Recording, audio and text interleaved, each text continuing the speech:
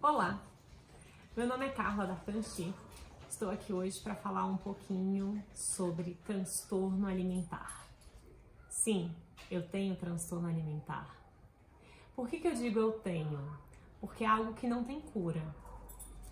O meu transtorno alimentar, ele começou lá na faixa da minha adolescência. Então, minha adolescência inteira eu tive transtorno alimentar.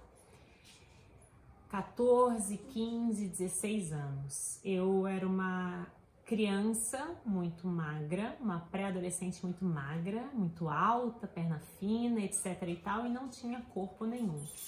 E de repente, não tinha peito, e de repente comecei a engordar.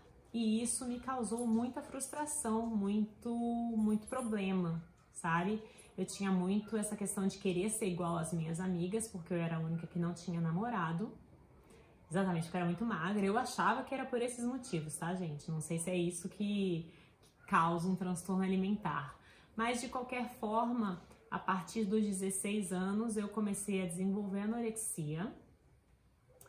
Então, eu evitava comer, ficava dias e dias em jejum. Tipo, época de carnaval, assim, eu só bebia e ficava sem comer o carnaval inteiro, porque eu emagrecia bastante, né? Essa época a gente emagrece bastante, muito rápido. Depois eu desenvolvi a bulimia. Então, a bulimia foi uma técnica que eu aprendi e, inclusive, sou muito boa nela até hoje, entendeu? Eu tenho muita facilidade para vomitar e não é nada saudável também, tá? Então, realmente, eu colocava tudo para fora. Então, eu comia e colocava tudo para fora. E depois veio a compulsão alimentar. A compulsão, que é mais ou menos junto com a bulimia, é assim, é você comer desesperadamente, sem ter limite, sem ter final, sem ter o que acabar, sabe? Então, como se não houvesse amanhã, você vai comer tudo o que pode e simplesmente assim. Como eu busquei ajuda? Eu busquei ajuda sozinha. Minha família não entendia, minha mãe achava que era bobagem, que era frescura, tipo, essas doenças psicológicas eram consideradas bobagem, né? Hoje vou fazer 44 anos, então com 14 anos a 30 anos, né?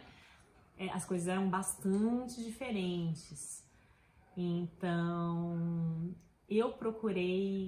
tinha uma igrejinha, eu procurei grupos de apoio. Tinha uma igrejinha aqui em Brasília que tinha CCA, era Comedores Compulsivos Anônimos. E a partir desse momento eu comecei a ir, sabe, a essas reuniões e comecei a me achar.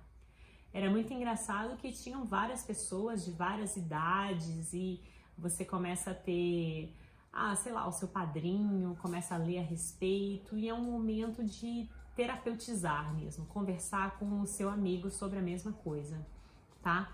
Então, foi muito importante para mim. Eu passei aí a vários encontros de comedores compulsivos anônimos, neuróticos anônimos, alcoólicos anônimos, porque basicamente são muito parecidas, né, as formas, e passei a viver um dia de cada vez e a perceber que eu não preciso esperar uma segunda-feira para começar uma dieta, ou talvez eu nem precise de uma dieta, entende? Então você precisa mais de respirar e você tem que parar de se comparar com as outras pessoas.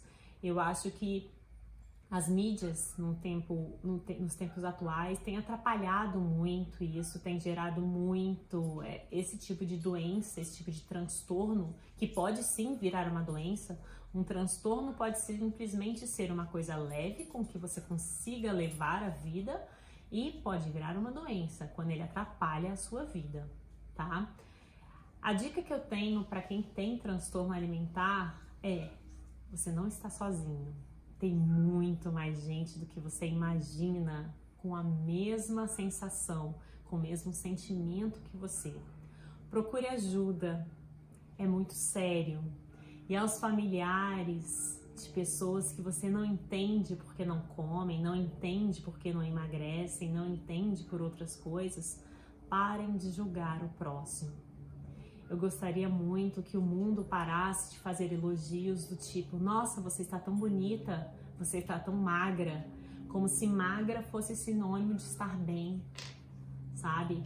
Muitas pessoas, eu por exemplo sou uma delas, fico magra quando eu estou num momento de estresse, num momento culminante de estresse. Então eu diria, preste atenção a essas pessoas, são pessoas ultra sensíveis que precisam de um pouquinho mais de carinho, tá? Então leve a um psicólogo, leve a um psiquiatra, existem diversos tratamentos hoje para amenizar essas sensações.